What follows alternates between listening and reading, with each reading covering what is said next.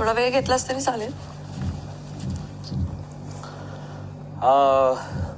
माझ्या बहिणीचं नाव सोनाली आहे आणि ती माझ्यापेक्षा 7 वर्ष लहान आहे. त्यामुळे तसं बहिणी भावाचं नातंपेक्षा मी म्हणेन की वडील आणि मुलीचं नातं असं आमच्यामध्ये राहिलं नेहमीच. त्यामुळे मी नेहमीच कडक राहिलो तिच्याबद्दल. शिस्त सांभाळणं किंवा गोष्टींना व्यवस्थित वळण देणं ह्या गोष्टींबद्दल मी नेहमीच तत्पर राहिलो तिच्याबद्दल. आजही तिने ज्या मुलावर लग्न करायचा विचार केला, माझी त्यावेळेला एवढी परवानगी नव्हती आणि त्यामध्ये आमचं खूप वाचलं. आणि त्यावेळेला तिचं वय म्हणजे पकडून चला, ही फक्त 2 वर्षापूर्वीची गोष्ट आहे.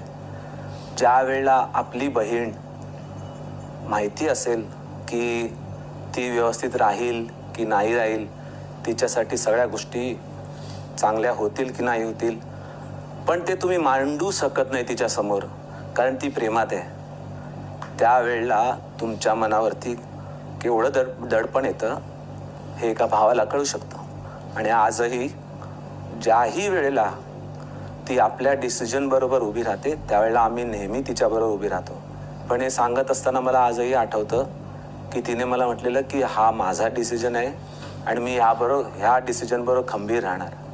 यामुळे सोनाली, तुझं खूप खूप अभिनंदन. तू अशीच पुढे राहा आणि तुझ्या नवऱ्याला आणि त्यांच्या सर्व नातेवाईकांना जपत तुझं पुढचं आयुष्य खूप चांगलं जावो, हीच माझी सदिच्छा. धन्यवाद.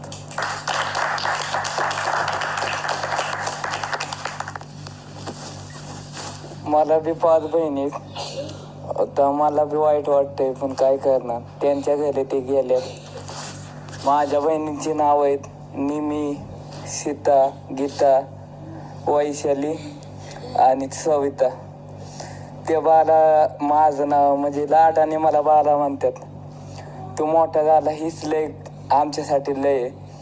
राखे बांधताना माझ्याकडे काय पैसे नसले ना, नको देऊ म्हणतात, तू मोठा हो एवढंच म्हणतात मला. तर म्हणजे बहिणींचा 5 बहिणींचा लय सपोर्ट आहे, लय गर्व आहे. बहिणी असावं, कोणाला बी बहिणी असावं.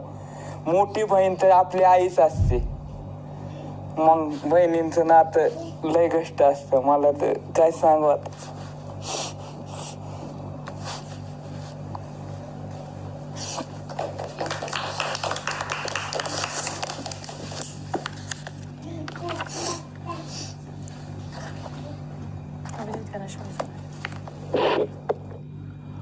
मला कल्पना आहे आपण आपल्या बहिणींपासून, भावांपासून, नातेवाईकांपासून लांब आहात, परंतु स्वतःला एकटं समजू नका. हे घर आपलंय, आपण सगळे एकत्र आहोत.